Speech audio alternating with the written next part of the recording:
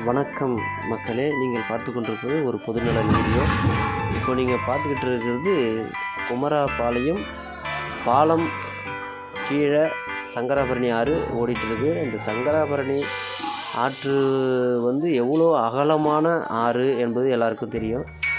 அந்த அகலமான ஆறு இந்த ஓரத்தில் இவ்வளோ நிலம் அதை நிலமாக மாற்றி பயிர் செஞ்சு கொண்டு வருகிறார்கள்.